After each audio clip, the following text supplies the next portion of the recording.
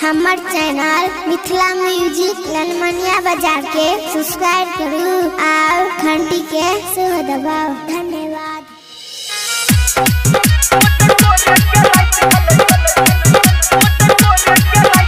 DJ Om Shankar Parsa हरभिंडा। सुने खबर भाई सुने समाचार, सुने खबर भाई सुने समाचार। मटकोरे के रात भले छोरी फरार, मटकोरे के रात भले छोरी फरार। हट गले लाइट होई गेलै अन्हार, हट गले लाइट होई गेलै अन्हार। मटकोरे के रात भले छोरी फरार, मटकोरे के रात भले छोरी फरार। आप सुन रहे हैं संदीप सुमन को। डीजे ओम शंकर परसा हरभिंडा।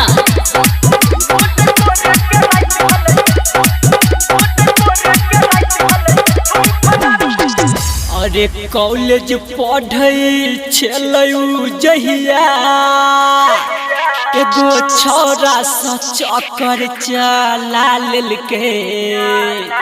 अरे कॉलेज पढ़ै छलौ जहिया, एगो छौरा सा चक्कर चला लेलकै।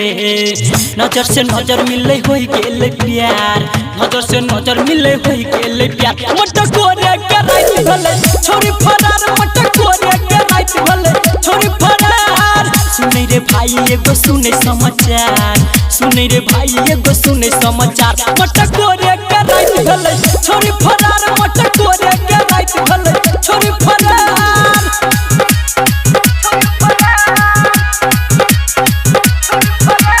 डीजे ओम शंकर परसा हरभिंडा। अरे गहना पैसा सब बैग में कस का, छोरा के नहर पब ला लेलकै। गहना पैसा सब बैग में कस का, छोरा के नहर पब ला लेलकै।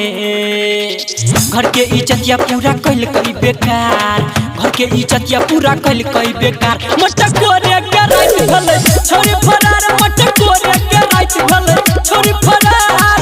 सुनै रे भाई एगो सुने समाचार, सुनै रे भाई एगो सुने समाचार। मटकोरे के रात भले छोरी फरार, मटकोरे के रात भले छोरी फरार।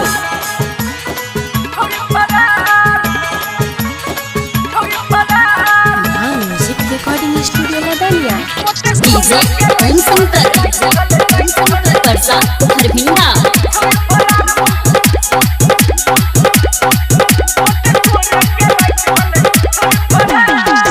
अरे राइटर पंकज देख रे ललकै, पूरा टोला में सगरो है लागलकै।